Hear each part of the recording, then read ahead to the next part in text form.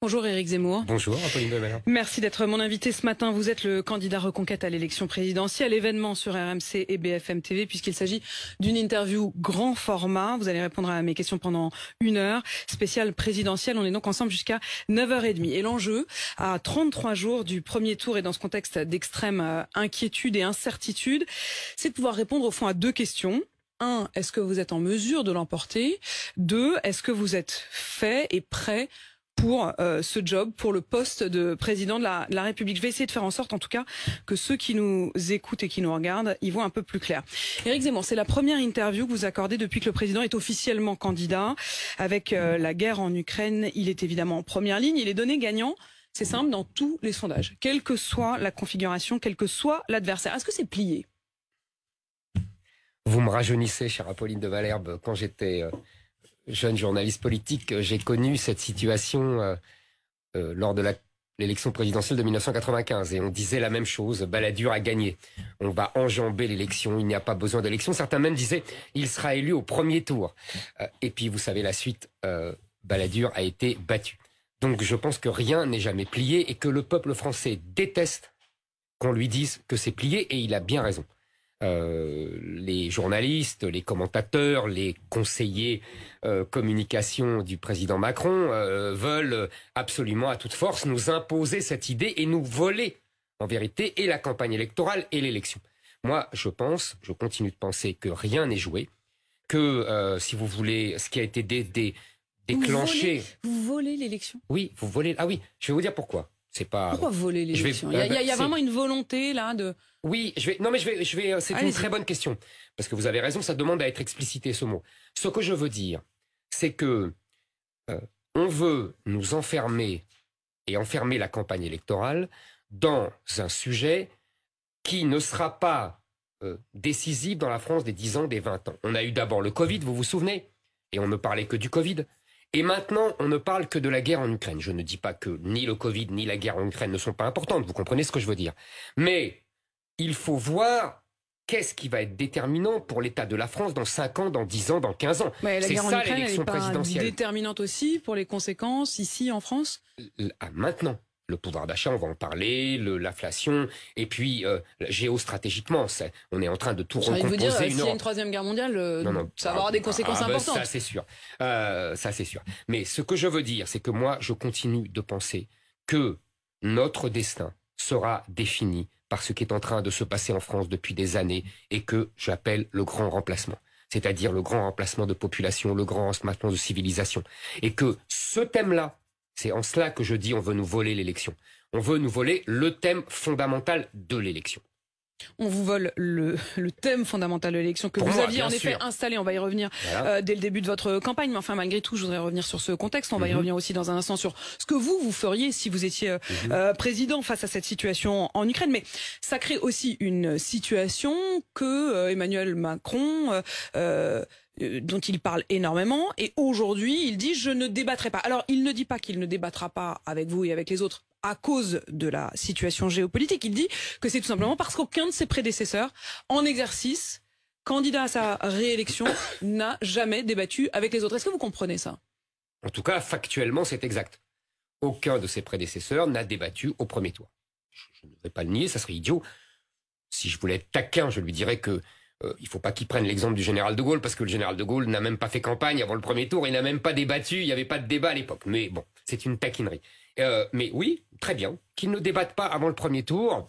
Moi, j'estime que c'est une façon un peu de se défiler, mais il a trouvé l'argument de dire les autres ne l'ont pas fait, etc. Très bien. De toute façon, je pense que les Français attendent le débat entre les 2 tours, entre lui et moi. Voilà. Donc, vous ne regrettez pas qu'il n'y ait pas de débat? Je regrette pas, si, je regrette qu'il n'y ait pas de débat. Vous savez, mais il n'y a pas que lui. Madame Le Pen refuse tout débat. Madame Pécresse, ça fait 3 mois, elle a fini par accepter un débat. Vous voyez, il n'y a pas que Macron qui veut pas de débattre. Mais bon, je fais avec. Mais ce que je veux vous dire, c'est que je pense que le débat fondamental sera le débat du second tour entre Emmanuel Macron et moi, car il opposera 2 visions de la société. Et si vous me permettez, puisque Emmanuel Macron vient de se déclarer candidat, j'ai lu sa lettre aux Français. le hasard a fait que j'avais envoyé ma lettre quelques heures plus tard. Ouais, je me dis que c'est pas tout à fait un hasard. Ah, je vous assure que c'est un hasard. Je vous assure que c'était D'accord. prévu avant, etc. Bon, c'est pas grave. Au moins, les Français pourront juger. On n'est pas dans la rivalité de communication. Bon.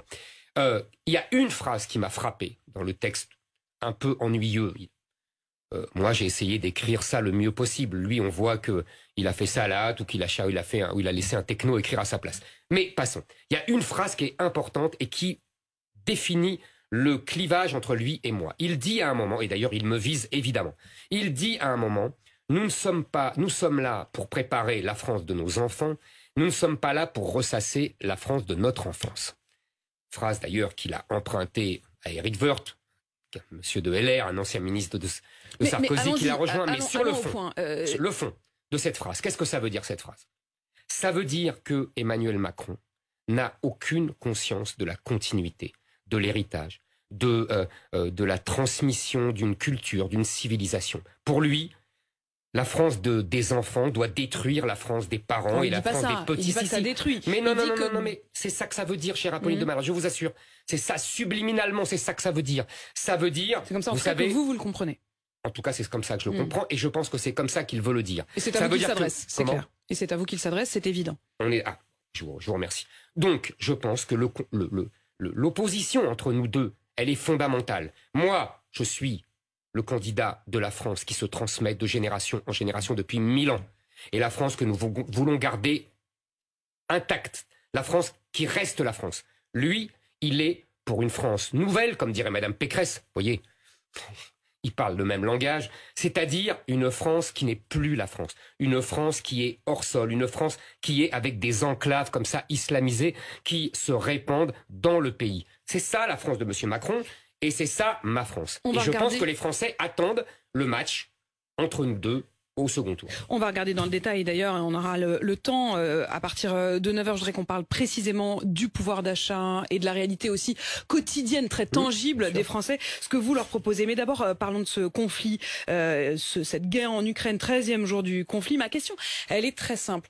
Qu'est-ce que vous feriez de mieux qu'Emmanuel Macron ? Pas juste de différent, mais de mieux. Non, mais très bien. C'est une discussion un peu oiseuse, parce que on est obligé pour cela de voir ce qu'il n'a pas fait de bien avant. Parce qu'aujourd'hui, là, dans la situation aujourd'hui, c'est très difficile de faire autre chose. C'est pas ni mieux ni moins bien. Qu'est-ce qu'il fait ? Il a essayé, et c'est tout à fait louable, il a essayé d'empêcher la guerre, mais manifestement, Vladimir Poutine ne l'a pas écouté, ni entendu, ni considéré. Et maintenant, il est avec toutes les puissances occidentales pour sanctionner Poutine et pour essayer d'établir un rapport de force pour que Poutine arrête la guerre. Très bien, mais tout le monde aurait fait ça. En revanche, là où il y a un problème, c'est avant. Oui, mais sauf que, pardon, avant, ça vous concerne pas. Si vous êtes président, c'est demain. Oui, c'est pas avant. Mais bien sûr. Vous prendrez la France comme elle est. Non, mais bien sûr. Mais c'est pour ça que je vous ai dit, très bien, là, on fait ça, comme ça. Et donc, vous ferez pareil. Je vais y venir. Parce qu'il y a un souci quand même, mais c'est votre deuxième partie, donc j'hésite non, allez-y, on voit bien qu'il faut faire très attention à ce que les sanctions que l'on inflige à Vladimir Poutine ne se retournent pas contre les Français. Macron, la question, c'est les sanctions vis-à-vis de Vladimir Poutine. Ne se retournent pas contre les Français. Et par exemple, avec l'augmentation des prix du gaz, les prix du pétrole, de l'essence, avec les sanctions contre les propres entreprises. Voilà, c'est pour ça que je vous dis, c'est un peu délicat. En revanche, pour le passé, et je vais très vite, je considère qu'Emmanuel Macron, comme d'ailleurs Madame Merkel, puisqu'elle était au pouvoir auparavant, comme les Américains, ont fait une grave erreur en maintenant l'idée que l'Ukraine pourrait éventuellement rentrer dans l'OTAN. Vous savez, la fameuse clause de la porte ouverte qui était inscrite et que les Américains et les Français et les Allemands soumis aux Américains n'ont jamais voulu supprimer et qui est, je pense, l'origine de cette guerre. Et donc, à partir de là... Vous rendez responsable davantage quand même l'Union européenne que Vladimir Poutine ? Vous savez, celui qui décide la guerre, il est le responsable et le coupable. Celui qui... vous savez, c'est le mot de Clémenceau. On pourra tout dire sur les causes de la guerre de 14, mais on ne pourra jamais dire que c'est la Belgique qui envahit l'Allemagne. Quand vous voyez que l'Union européenne qui a envahi l'Ukraine. Quand vous voyez que l'Union européenne lance depuis hier soir l'examen des candidatures de l'Ukraine, sans prédire ce qui va en ressortir, mais en tout cas lance officiellement l'examen des candidatures de l'Ukraine, de la Géorgie et de la Moldavie pour l'Union européenne, vous considérez que c'est une erreur ? Oui, je considère que c'est une erreur. D'abord, c'est largement de la communication. Tout simplement parce que tout le monde sait qu'il faut des années et des années, voire 10 ans, pour faire rentrer un pays dans l'Union européenne, qu'il faut qu'ils aient intégré l'acquis, ce qu'on appelle l'acquis communautaire. Ça prend des années, surtout pour une société comme l'Ukraine, une société assez pauvre et très corrompue, une société politique très corrompue. Et troisièmement, surtout, c'est très dangereux. Pourquoi? Parce que dans les traités européens, il y a une clause de défense entre les pays de l'Union européenne qui est rattachée, c'est là où ça devient grave, rattachée à l'OTAN.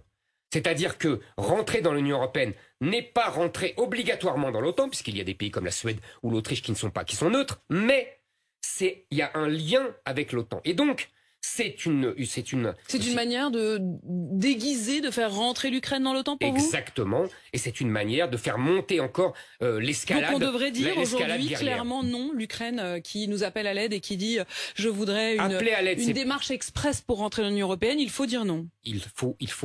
D'abord, la Commission européenne n'a pas compétence pour décider qui rentre dans l'OTAN ou pas. Mais Madame von der Leyen, manifestement, a décidé de s'asseoir sur tous les traités et toutes les compétences qu'elle a ou qu'elle n'a pas. Mais surtout, c'est un acte de guerre vis-à-vis de la Russie et c'est encore faire monter l'escalade. Moi, je pense aujourd'hui qu'il faut faire descendre le conflit et essayer de ramener tout le monde autour de la table et des pourparlers de paix. Vous évoquiez à l'instant l'OTAN. Est-ce que dans le contexte dans lequel on est aujourd'hui, vous souhaitez toujours faire sortir la France du commandement intégré? Oui, parce que tout simplement... D'abord, vous le savez, mais il faut le répéter, faire sortir la France du commandement militaire intégré, ce n'est pas faire sortir la France de l'OTAN, du traité. Nous aurons toujours des alliés, nous avons toujours eu des alliés depuis 1000 ans. Le général de Gaulle, quand il fait sortir la France du commandement militaire intégré en 1966, immédiatement fait un accord spécial avec les États-Unis pour redéfinir les conditions de notre alliance. Donc ça restera comme ça. En revanche, ça a deux avantages fondamentaux et on aurait bien aimé les avoir avant que la guerre nous déclenche. Pourquoi? La première, c'est que c'est cette sortie du commandement militaire intégré qui a obligé la France à avoir une industrie de défense complète et à avoir des armes de manière complète. Parce que sinon, l'OTAN, vous savez, c'est un système de créneaux. Les Américains disent aux Allemands, toi tu vas faire les chars, aux Pays-Bas, toi tu vas faire les sous-marins. Vous voyez, mais personne n'a la palette complète. L'armée française a la palette complète. Le seul problème, c'est que comme depuis 20 ans, on a réduit les budgets, les fameux dividendes de la paix, on a une palette complète mais échantillonnaire. Oui, sauf que le général de Gaulle, quand il sort la France du commandement intégré de l'OTAN, il justifie sa décision en expliquant, je le cite, que l'Occident ne se trouvait plus menacé comme il l'était quand le protectorat américain fut installé en Europe sous le couvert de l'OTAN. Est-ce que vous considérez vraiment qu'aujourd'hui, l'Occident n'est pas menacé? Est-ce que vous vous rendez compte, chère Apolline de Malherbe, que le général de Gaulle a dit ça en 1966, alors qu'il y a encore l'URSS et le pacte de Varsovie? Oui, mais il y avait une stabilité. Là, c'est l'incertitude. Il y a eu 4 ans plus tôt une menace de guerre nucléaire à cause de Cuba. Donc la France était menacée en 66 beaucoup plus qu'aujourd'hui. Il y avait le pacte de Varsovie face à l'OTAN. Il y avait des milliers de chars, mais 1000 fois plus. 1000 fois plus. Mais 1000 fois plus. Mais Éric Zemmour, quand je pose la question hier, exactement à ce même micro, à Bruno Le Maire, sur l'éventualité d'une 3e guerre mondiale, il dit: personne aujourd'hui, et je voudrais le citer précisément, personne ne peut exclure quelque scénario que ce soit. Ah oui, surtout, il a raison, surtout quand lui-même met de l'huile sur le feu en déclarant la guerre économique totale à la Russie. Vous comprenez, à l'époque... Vous parlez du moment où il a parlé d'une guerre économique totale, hein? Oui, parce que vous comprenez, et d'ailleurs, ça commence à être mis en place, puisque on a pris une décision très grave, je ne sais pas si vos téléspectateurs le savent, c'est qu'on a gelé les avoirs de la banque centrale russe dans les banques occidentales et dans les banques centrales occidentales. Ça veut dire que nous avons privé les Russes de leur argent. C'est une déclaration de guerre qui peut aller très loin. Vous savez, moi... Donc vous estimez que c'est nous qui provoquons en quelque sorte la guerre? Non. Je ne vais pas redire que c'est Poutine qui a déclaré la guerre et qui a attaqué l'Ukraine. Bon, je l'ai dit. Et que je condamne évidemment cette attaque. Mais ce que je dis, c'est qu'aujourd'hui, on a le choix entre faire monter les risques de guerre et après venir s'en plaindre, être un belliciste, être un va-t-en-guerre et au contraire essayer d'apaiser. Moi, je veux la paix. Je veux protéger les Français de cette folle escalade. Vous savez, je connais un peu l'histoire de la Russie en lien avec la France. Je sais que les Russes sont capables de tout quand ils sont en guerre. Je répète ce que j'ai déjà dit, c'est que quand Napoléon les bat à côté de Moscou et qu'il prend leur capitale, il brûle leur capitale pour ne pas la laisser aux troupes françaises. Ce sont les seuls à avoir fait ça dans l'histoire de l'Europe. Ils ont brûlé leur capitale. Ils sont capables de tout. Ce sont des Russes. Et donc, Vladimir Poutine est un Russe. Et donc moi, ce que je veux, c'est la paix. Et si vous voulez, comme je dis toujours, on ne va pas déménager la Russie. Vous voyez, donc on ne va pas. La Russie est en Europe. Il faut apprendre à vivre avec. Et donc pour cela, retrouver au plus vite un état normal des relations et arrêter cette folle escalade de guerre qui effectivement peut mener à tout. Éric Zemmour, votre cœur de campagne, et vous le disiez au début de cette interview, c'était d'avoir imposé le thème de l'islamisation et du grand remplacement. Clairement, ça a été imposé à l'automne et tous les autres candidats ou candidats en puissance tournaient autour de cette question. Est-ce que ce sujet, au fond, n'est pas devenu périphérique? On va y venir dans un instant, mais d'abord sur la question d'une conséquence immédiate de cette guerre, c'est la question de l'immigration ukrainienne. 1,5 million d'Ukrainiens qui ont déjà fui les combats et sans doute 2 millions ce soir. C'est le chiffre qui est avancé par l'ONU, majoritairement, certes, en Pologne. J'ai pas très bien compris votre position. On les accueille ou on les accueille pas? Alors, peut-être que c'est de ma faute, peut-être que je me suis mal expliqué. Je vais essayer de mieux l'expliquer. Vous me direz. Moi, je pars des volontés des Ukrainiens. Et en l'occurrence, des Ukrainiennes et de leurs enfants, puisque les hommes combattent.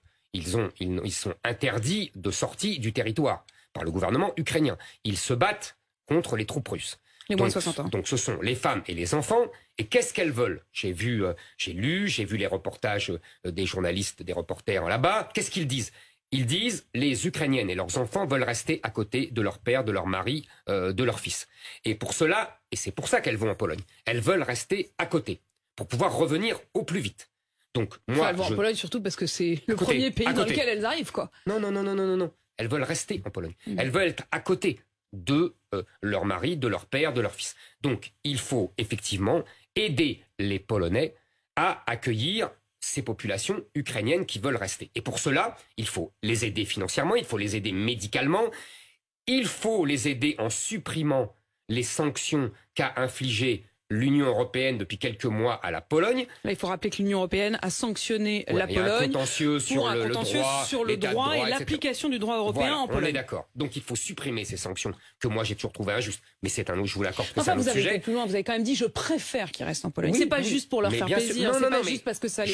C'est aussi parce que franchement, bon débarras, il y a quand même quelque chose comme ça qu'on a entendu dans vos mots. Non, Apolline de Balard. Ce n'est pas bon débarras. C'est que je pense que, si vous voulez, je répète, les Ukrainiens veulent aller en Pologne et veulent aller dans les pays mitoyens. Nous, par exemple, s'il y avait la guerre en Italie, eh ben, je serais le premier à vous dire il faut recevoir les Italiens, car ce sont les plus proches. Maintenant, effectivement, je pense que l'immigration a désorganisé la France, a affaibli la France, a appauvri la France. Donc, je ne veux pas aggraver cette situation. Maintenant, je sais que l'immigration, que les Ukrainiens sont un peuple européen, chrétien, et qui donc est beaucoup plus proche de notre peuple français que les vagues migratoires des pays arabo-musulmans ou moyen-orientaux. Je le sais très bien. Donc je sais très bien qu'il poserait moins de problèmes en termes d'assimilation, d'acculturation, etc. Je le sais. Il y a quand même deux choses dans ce que vous dites là. Il y a la question de les Ukrainiens ne veulent pas venir, mais bon, s'il y en a qui viennent, est-ce qu'on les accueillera? Alors, je pose la question. Vous dites ils restent en Pologne. Oui. Bon, mais enfin, il y en a quand même un certain nombre qui vont vouloir venir ici. Qu'est-ce que vous leur dites? Ce que je dis, c'est s'ils ont des attaches avec la France, s'ils ont de la famille en France, et les Ukrainiens, il y en a peu. Il y a 17 000 Ukrainiens en France. Bon, vous voyez, il y en a très peu. Donc, s'ils veulent venir en France, s'il y a des maires, j'ai vu que des maires même qui me soutiennent, qui organisent un accueil dans des conditions humaines, eh ben, nous leur donnerons des visas, comme font les Anglais.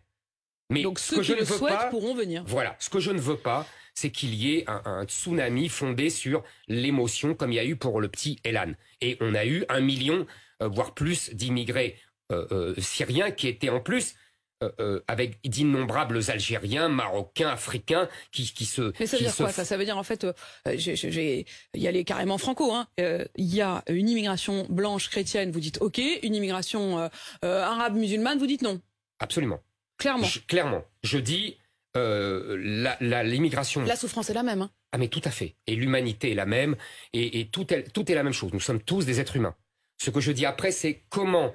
On les assimile, est-ce qu'il y a des gens proches de nous, est-ce qu'il y a des gens éloignés de nous. Nous avons démontré aujourd'hui, tout le monde l'a compris, que l'immigration arabo-musulmane est trop éloignée de nous et que c'est de plus en plus difficile de les acculturer et de les assimiler. Donc effectivement, nous sommes plus proches des Européens chrétiens. Éric Zemmour, vous restez avec moi. Cette interview grand format. On se retrouve juste après une pause. Je voudrais qu'on parle aussi des conséquences en France, la question des prix. Est-ce qu'il faut que les Français fassent des efforts, consomment moins d'énergie? Est-ce que vous leur demanderez ces efforts? Et puis on reviendra aussi sur votre campagne, vos alliances. Les alliances avec le reste de la droite sont-elles encore possibles? Toutes ces questions dans un instant. À tout de suite. Un médecin a parfois besoin de consulter certains de vos documents de santé. Mais ce n'est pas toujours facile de tous les avoir avec soi. Voilà pourquoi, dans Mon Espace Santé, vous pouvez ranger toutes les informations médicales dont votre médecin aura besoin. Mon Espace Santé, vous avez la main sur votre santé.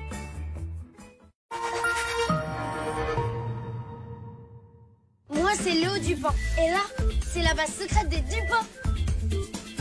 Ah, ça, c'est Louis, mon allié pour optimiser la base. Hey, ça va, Léo? On peut toujours compter sur lui. La boutique du menuisier, fenêtres, portes, volets. Le voir prendre vie, sentir son parfum, goûter sa finesse, entendre son éclat et atteindre l'excellence. Découvrez Excellence 70% cacao au sel rose de l'Himalaya. Lindt, maître chocolatier suisse. Un design affirmé pour vous démarquer de la norme. Une expérience numérique simplifiée pour trouver un nouveau souffle. Une autonomie élevée avec recharge rapide pour aller toujours plus loin. Un titre de meilleure voiture allemande pour montrer la voie à ceux qui doutent encore. Nouvelle Opel Mokka i. Tout sauf normal. Ça, c'est Opel. Pendant les portes ouvertes Opel, Mokka électrique ou essence est à partir de 159 € par mois. Et la salle de bain? Je m'y vois déjà. Vous allez voir, il y a quelques travaux. Mais vous pouvez faire appel à mesdépanneurs.fr, les yeux fermés. On y va? Réparer, rénover, les yeux fermés avec mesdépanneurs.fr. Hein? Lui aussi? Non mais ils meurent tous, c'est une blague ou quoi? Avec Red, facile de profiter. Marre. Pourquoi je regarde ça? Le plus dur, c'est de s'arrêter. Ouais, c'est mieux comme ça. Forfait mobile 100 Go, 10 € par mois, sans engagement. Red by SFR, c'est vert, c'est clair. Asaf Avidan.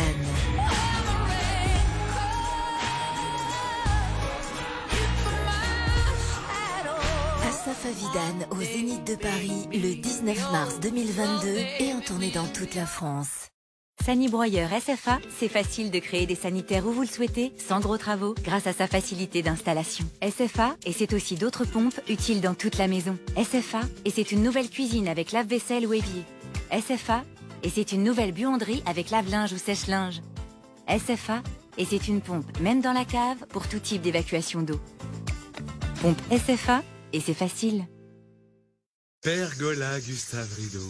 Pergola Gustave Rideau. Pergola Gustave Rideau. Pergola Gustave Rideau. Pergola Gustave Rideau! N'attendez pas l'été pour vous équiper. Pergola Gustave Rideau, l'espace en plus qu'il vous faut. Pergola Gustave Rideau.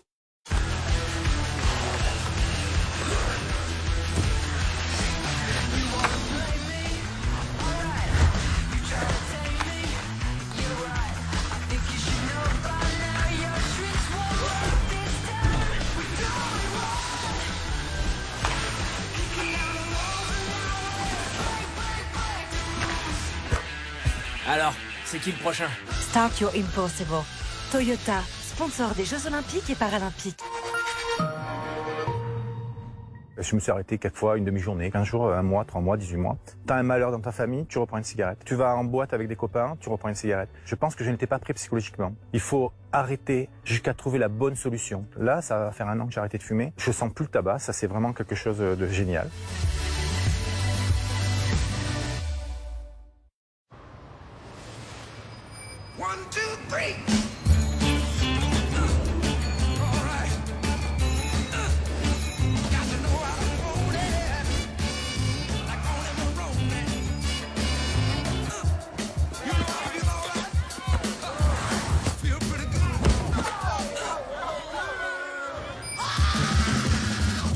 Avec le Samsung Galaxy S22, l'extraordinaire devient la référence. Précommandez-le dès maintenant. Voici la Peugeot i208 100% électrique, avec projecteur full LED, iCockpit 3D, jusqu'à 362 km d'autonomie, et le tout nouveau FBIS R. Faire bonne impression sur Richard. Adoptez la conduite parfaite avec la i208 et faites plus de 900 € d'économie par an sur le coût d'utilisation. Le FBIS R peut déclencher des selfies en série. Fortunéo, c'est que je suis à la recherche de performance. Trophée d'or de l'assurance vie pendant 15 années consécutives et meilleure banque 2022. Fortunéo, j'aime ma banque.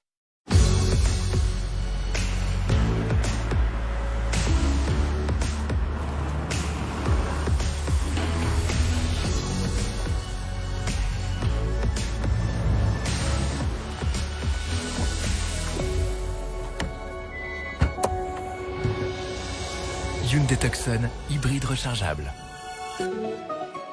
Venez essayer Tucson hybride ou hybride rechargeable. Hyundai Tucson, à partir de 299 € par mois. Dalalu, créateur de gouttières aluminium en continu. Depuis 40 ans, Dalalu, c'est le réseau d'experts pour vos avancées de toit tout alu. Dalalu, demandez-nous l'alu.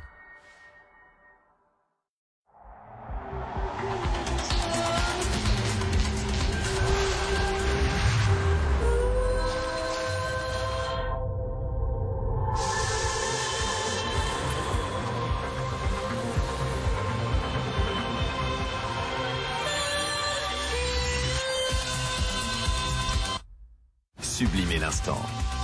Nouveau Lexus NX hybride ou hybride rechargeable.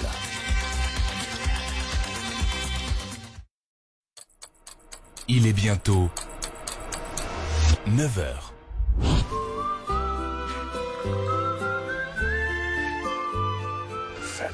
Du grain à la tasse, savourez le meilleur de l'expresso avec des Longhi.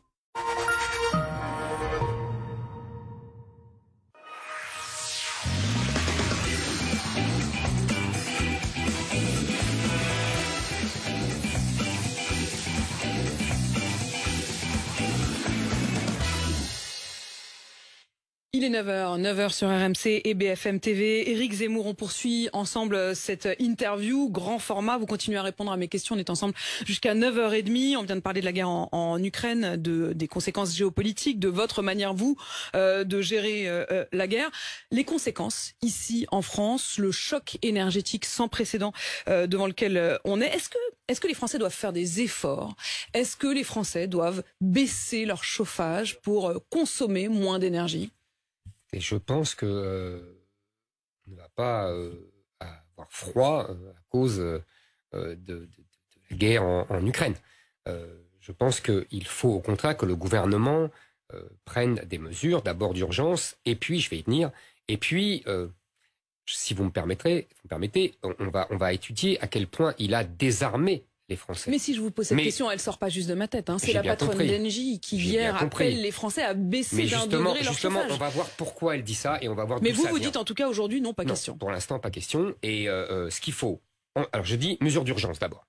Mesure d'urgence. J'avais anticipé quelque peu. J'avais dit, vous vous souvenez, depuis plusieurs mois, que dans une de mes mesures en faveur du pouvoir d'achat des Français, je proposais, dans une mesure d'équité par rapport à ceux qui prennent les transports en commun, vous savez, ils ont le droit à un remboursement par leur employeur de la moitié de leur passe Navigo. Vous voulez que l'employeur prenne en charge une partie des trajets kilométriques, comme on dit, voilà, du prix de l'essence, enfin des dépenses d'essence des salariés. Il y a 18 millions de Français qui vont en voiture hein, pour leur travail. C'est pas pour leur loisir. Bon. Et je plafonnais ça à 40 €, mais quand même, ça faisait un allègement Sauf que pour ça, la vous facture. Le proposiez avant. Aujourd'hui, tous les prix explosent, non seulement de l'essence, du gaz, de l'électricité. Des mesures d'urgence, vous prendriez quoi? Alors, comme mesure d'urgence, j'ai proposé le blocage provisoire des prix de l'essence à la pompe au prix juste avant l'intervention. C'est quoi, c'est 1,80 €? 1,80 €, exactement.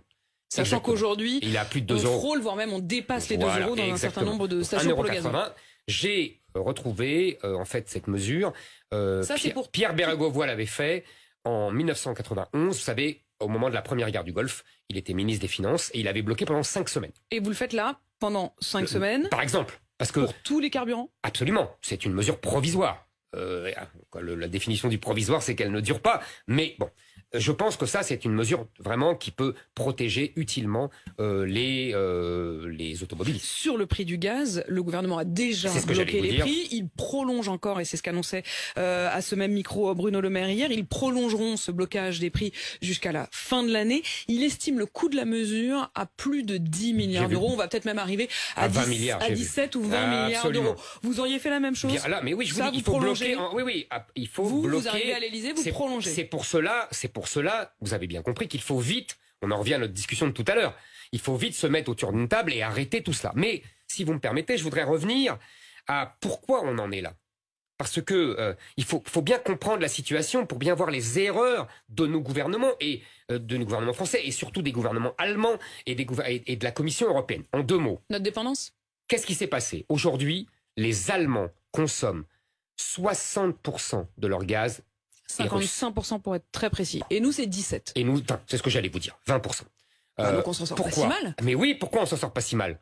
Pourquoi on s'en sort pas si mal? Parce que nous avons eu à la tête de l'État il y a 50 ans, il y a 60 ans, Charles de Gaulle, Georges Pompidou, Valéry Giscard d'Estaing, qui ont établi un parc de nucléaire de 58 réacteurs nucléaires. Mais que M. Hollande et que M. Macron ont laissé en déshérence. M. Macron a fermé Fessenheim. J'ai visité les centrales de Fessenheim. C'est là, vous savez, la plus vieille centrale. C'était l'une des promesses de campagne de François Hollande. François Hollande l'a jamais fait, mais Emmanuel Macron l'a fait. Exactement. Pour en plus des accords électoraux avec les Verts. Je suis allé à Fessenheim. C'est la plus vieille centrale nucléaire de France, mais à l'intérieur, c'est la plus moderne. Tout est neuf. Tout est flambant neuf, Apolline de Malherbe. Ça vous déchire le cœur. C'est quelque chose d'incroyable. Et si Emmanuel Macron avait daigné visiter, il n'aurait pas pris cette décision. Vous rouvririez Fessenheim? Oui, si c'est possible. Parce que vous savez, on a déjà déménagé. Voilà, on a déjà déménagé. Mais oui, je ferai une étude immédiatement. Et je rouvrirai Fessenheim. Et je lancerai, je l'avais dit avant cette crise, la création de 14 centrales nucléaires. Je vois que maintenant, M. Macron, après avoir laissé l'énergie nucléaire pendant 5 ans au profit des éoliennes, etc., dit la même chose que moi. Et attendez, je continue, parce que c'est important. C'est important. Deuxième erreur, les éoliennes, justement. Parce que les éoliennes, comme vous le savez, au-delà de tous leurs défauts, c'est laid, ça rend malade, ça détruit les oiseaux, ou les fonds marins, enfin c'est une catastrophe. En plus, c'est une énergie intermittente. Quand il n'y a pas de vent, il n'y a pas d'énergie. Qu'est-ce qu'on fait quand il n'y a pas de vent? Eh bien, on va chercher le gaz. Et c'est pour ça que les Allemands... Le gaz ou le charbon? Oui, le gaz ou le charbon. Et c'est pire le charbon encore. Et c'est pour ça que les Allemands, Madame Merkel, qui a arrêté les centrales nucléaires pour faire plaisir aux Verts, elle aussi, dans un accord électoral, aujourd'hui, les Allemands s'en mordent les doigts. Et troisième conséquence, je vous assure, c'est important. Pourquoi le prix de l'électricité augmente autant alors que nous avons une énergie, nous, nationale? Parce que nos gouvernements, au nom de l'Europe, M. Macron et les autres, au nom de l'Europe, a branché le système énergétique français sur les prix européens, qui lui-même est branché sur les prix mondiaux. Bruno Le Maire a dit hier qu'il avait bon espoir que cet accord puisse être levé rapidement et que donc l'Union européenne nous autorise à vendre l'énergie au prix où on la produit. Tout le problème, c'est que tous ces gens passent leur temps à se tromper et ensuite à présenter comme des succès le simple fait d'annuler leurs erreurs. La Commission de Bruxelles, elle ne fait une seule chose de bien, c'est supprimer les contraintes qu'elle a imposées aux pays européens et qui sont tous avérées des erreurs. Je veux dire, ça commence à bien faire. Ces gens qui donnent des leçons de compétences en permanence se trompent tout le temps. Pour redonner du pouvoir d'achat aux Français, Emmanuel Macron le dit hier, il veut autoriser à ce qu'on puisse tripler ce qu'on a appelé la prime Macron. Au départ, c'était 1 000 €. Il veut autoriser donc les patrons, puisque c'est à la discrétion des patrons, à donner jusqu'à 3 000 € de primes défiscalisées et sans charge sociale. Vous en êtes à peu près à la même proposition. Ça ne vous rappelle rien, ma chère Apolline de Malherbe? Pour vous, vous pourriez vous dire, au fond, je l'ai inspiré, non? Mais c'est même mieux que ça. Monsieur Macron, hier, a donné 2 premières mesures. Les 2 premières sont puisées dans mon programme. La suppression de la redevance télé. Pas avec tout à fait les mêmes conséquences. Hein. Vous voulez supprimer la redevance, mais vous voulez aussi supprimer tout ce qui est information privatisée. Moi, je suis cohérent. La redevance, elle finance quoi? Elle finance le service public. Lui, il va encore prendre de l'argent dans la dette et dans le déficit budgétaire. Moi, je suis cohérent. Je supprime une taxe pour les Français, mais je supprime aussi le coût qui finance que cette taxe finance. Bon. Deuxième mesure qu'il me prend, c'est cette prime dont vous parlez. C'est intéressant, ça prouve que d'abord, il s'intéresse à mon programme. Enfin, pardon, c'était quand même son idée au départ, hein. C'est pas par hasard qu'on appelle ça la prime Macron. Hein. Chère Apolline de Malherbe, vous avez raison, c'est son idée au départ. Mais son idée qui était plafonnée à 1 000 €, et surtout, pour moi, le plus important, c'est pas ça. Le plus important, c'est que lui, il généralisait. Il donnait à tout le monde. Un employeur devait donner cette prime de 1 000 € à tous ses employés. Moi, non. Moi, je suis pour le mérite. C'est une question philosophique. C'est comme notre discussion sur les enfants tout à l'heure. Vous voyez, c'est une question philosophique. Je suis pour le mérite, l'effort, et je veux que les travailleurs méritants soient récompensés plus que les autres. Ça veut dire qu'il y en aurait qui seraient presque punis, quoi? Non, il y en aurait qui seraient privilégiés.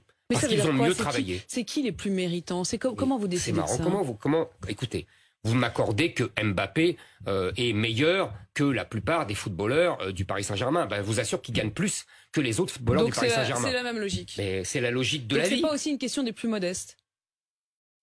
En l'occurrence. Il y a des travailleurs extrêmement méritants et qui gagnent très peu. Mais vous avez raison, mais dans ce cas-là, il y a d'autres mesures pour eux. J'ai prévu une baisse de la CSG pour tous les salaires inférieurs à 2 000 € qui va leur permettre d'avoir une augmentation de salaire de 100 €. Vous avez raison. Il ne faut pas les oublier. Mais vous voyez, il y a plusieurs choses. Je voudrais qu'on puisse parler de votre campagne. On va parler dans un instant du ralliement de Marion Maréchal qui vous a rejoint ce week-end. Mais justement, elle vous a rejoint au moment du meeting de Toulon. Il y a quand même une image qui nous a beaucoup frappé quand on la regarde à la télévision. C'était d'ailleurs des images qui lui étaient fournies par votre équipe. Hein. Donc, on y voit un militant qui a fait ostensiblement le salut nazi face à la caméra. Ostensiblement. Comment vous réagissez? Il n'a pas sa place dans nos meetings. Mais franchement, Apolline de Malherbe, je ne sais pas si vous avez vu les images. Il est dommage que vos téléspectateurs ne les aient pas vues pour des raisons de temps de parole. De temps de parole non, et d'égalité du temps de parole. Je vous incrimine pas du tout. Et la preuve en est, vous exprimez ce matin. Mais je vous on incrimine peut pas dire du que tout. vous vous exprimez je veux pas. dire, de toute façon, il y a eu près d'1 million de personnes qui l'ont regardé sur ma chaîne YouTube. Donc vous voyez, ce que je veux dire, c'est que vous vous attachez à un détail, à un imbécile qui, je le répète, n'a pas sa place dans mes meetings, alors qu'il y avait un enthousiasme magnifique. Il y avait, attendez, il y avait des drapeaux français partout. Il y avait une ferveur, Apolline de Malherbe. Qu'est-ce que ça vous fait à vous d'attirer des gens qui, comme cela, font ostensiblement le salut nazi? Je n'attire rien. Vous savez, on n'est pas à l'abri d'une provocation. Il est venu. On n'est pas à l'abri, mais tout le monde peut venir. C'est gratuit, mes meetings. Tout le monde peut venir, il suffit de s'inscrire. Vous vous dites pas à un moment, quand même, j'attire des gens qui font le salut nazi? Non, Apolline de Malherbe, je n'attire pas. Non, en plus, je vous le répète, moi, je suis de confession juive. Donc, un nazi qui rejoint Éric Zemmour, c'est le type, il a le cerveau à l'envers. Parce qu'il n'a rien compris. Il n'a pas compris ce que c'était que le nazisme et il n'a pas compris ce que j'étais. Donc, si vous voulez, là, il faut qu'il aille se faire soigner tranquillement. Je suis désolé de vous le dire, mais ça me paraît une évidence. Donc non, je n'attire pas. Moi, j'attire des patriotes français. Il faut cesser de nazifier les patriotes français. Ce n'est pas être nazi. Non, mais c'est quand même lui qui se nazifie tout seul. Bien sûr. Ce n'est pas être nazi que de vouloir défendre son peuple, son pays, ce n'est pas être nazi que de vouloir que la France reste la France. Au contraire, c'est la France est le pays le plus généreux, le plus accueillant du monde, jusqu'à d'ailleurs se mettre en danger. Donc il faut arrêter avec cet opprobre facile, généreux et vraiment inutile. Marion Maréchal, qui vous a donc rejoint officiellement ce week-end, qu'est-ce qu'elle vous apporte? Ce qu'elle m'apporte, d'abord... Écoutez, c'est une amie de longue date. D'abord son amitié, son intelligence, sa combativité, son charme, si vous voulez, le fait qu'elle soit une espérance politique depuis des années pour des électeurs de droite et du Rassemblement national, de LR et du Rassemblement national. Si vous voulez, elle incarne parfaitement ce que je veux faire dans cette campagne, c'est-à-dire l'union des droites pour sauver la France.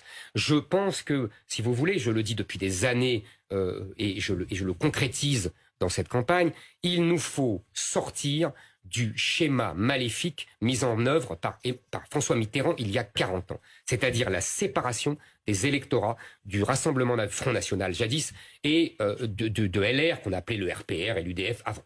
Il n'y a pas d'un côté les gens de la droite dite républicaine, c'est la gauche qui détermine qui est républicain et qui ne l'est pas. Moi, je me moque, vous voyez, des médailles accordées par la gauche. Et il n'y a pas de l'autre des sous-hommes, des parias, des électeurs qui ne seraient pas moins français ou moins patriotes. Donc nous devons être ensemble. Et je suis le seul, vous m'entendez, le seul à pouvoir faire ce rassemblement de droite. C'est ça qu'incarne Marion Maréchal. J'allais encore vous interroger sur Marion Maréchal, mais je ne comprends pas cette phrase. Quand vous dites « je suis le seul à pouvoir faire ce rassemblement », il suffit de regarder les sondages. Alors, je sais bien que vous ne regardez pas tous les sondages, mais enfin là... je regarde tous les sondages. Non, même ceux qui me sont défavorables, je les regarde. Quel qu'il soit, c'est simple. Vous êtes de Marine Le Pen, Valérie Pécresse, et vous, celui qui donne le plus gros score à Emmanuel Macron au second tour. Oui.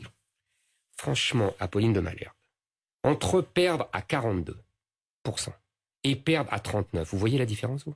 Pardon, vous dites que vous allez rassembler. C'est l'inverse, vous réduisez. Non, je vais vous répondre. Marine Le Pen rassemble davantage que vous. Au second tour, je vais vous répondre, Apolline de Malherbe. Je donne juste les chiffres. Face à elle, au second tour, Emmanuel Macron ferait 56% des voix. Face à Valérie Pécresse, il ferait 61%, et face à vous, 64%. Ça dépend les sondages, et peu importe. Les sondages de second tour ne veulent rien dire.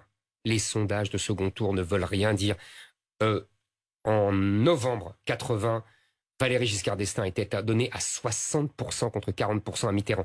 En février 2012, chère Apolline de Malherbe, en février 2012, Nicolas Sarkozy était donné à 40% contre 60%. Il a fini à 48,5%. Ça ne veut rien dire. Mais je vais répondre sur le fond. Si vous regardez justement les sondages et les études d'opinion de façon plus fine, qu'est-ce qu'on regarde? On voit, vous savez, les transferts de vote. Et on voit que dans l'électorat de Marine Le Pen, il y a les anciens électeurs de Marine Le Pen, et encore réduits à 60%. Dans l'électorat de Valérie Pécresse, il y a les anciens électeurs de François Fillon, mais réduits à 50%. Parce que une moitié est partie chez Emmanuel Macron et une autre moitié chez moi. Quand vous voyez mon électorat, vous avez 30% d'électeurs de Marine Le Pen en 2017 et 25% d'électeurs de François Fillon en 2017. Vous me perdez. Ah non, excusez-moi, je vous perds pas. En clair, il y a des électeurs du RN et des électeurs de LR qui votent pour moi. Il n'y a pas d'électeurs de LR qui votent pour Marine Le Pen. Il n'y a pas d'électeurs de RN qui votent pour Valérie Pécresse. Donc vous voyez bien que je suis à la confluence des deux et que c'est moi qui peux rassembler. Alors évidemment, ça monte. Au début, c'était 5%. Il y avait la moitié de RN, la moitié de LR. Aujourd'hui, c'est 15%. Et demain, ça va être 20, 25, etc. C'est 15%, ça c'est quand ça vous arrange. Parce que la réalité quand même, c'est que ces derniers temps, la cote de popularité ou d'intention de vote d'Emmanuel Macron explose et la vôtre chute. Mais comme tout le monde, comme Madame Pécresse, voilà, c'est Emmanuel Macron qui prend, parce qu'il y a la guerre, mais ça va pas durer. Les gens vont se rendre compte qu'on est dans une élection présidentielle française et qu'il y a des enjeux pour la France et que j'incarne cet enjeu majeur pour la France, dont je l'ai déjà dit, pour que la France reste la France. Donc oui, je suis le seul à rassembler les droites, parce que je le veux, ce que Madame Pécresse ne veut pas, et parce que je le peux, ce que Madame Le Pen ne peut pas. Vous pourrez demain vous réconcilier avec une Marine Le Pen ? Mais vous savez, il y a évidemment que quand je serai au second tour, tous ceux qui appelleront à voter pour moi seront bien accueillis. Il y a pas, vous savez, c'est ça la politique.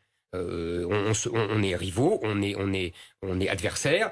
On pense qu'on a le meilleur projet, qu'on est la meilleure personne pour incarner cette politique. Et après, on voit qui est avec vous et qui n'est pas avec vous.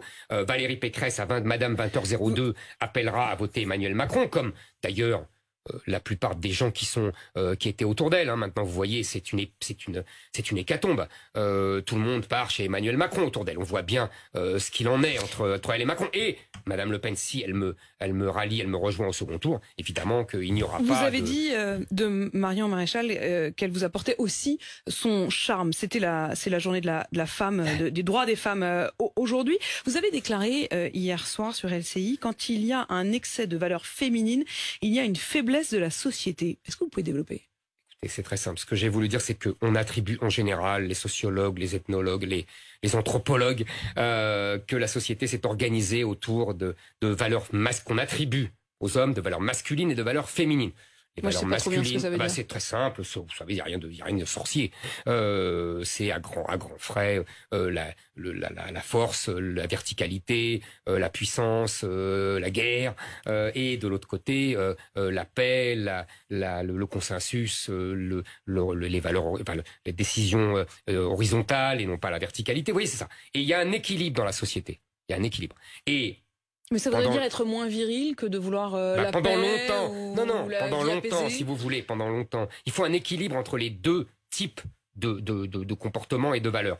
Et j'ai écrit, effectivement, et je le dis hier, simplement pour expliquer ce que je veux dire, que dans une société où les valeurs féminines sont hégémoniques, quand dans d'autres sociétés, elles ne le sont pas, quand les valeurs de virilité, d'agressivité sont plus importantes, la société féminine est en danger. C'est l'histoire de l'humanité. Les gens le comprennent très bien. Donc il faut un équilibre. Et je pense que je symbolise cet équilibre. Je pense que moi, vous voyez, dans la société aujourd'hui, les femmes sont en première ligne de l'insécurité. On voit bien que avec une immigration venue d'autres civilisations, il y a des jeunes hommes qui sont beaucoup plus agressifs, beaucoup plus violents, et qu'il faut protéger ces femmes. L'insécurité, l'agressivité ne viendrait que, comme vous le dites, d'une immigration.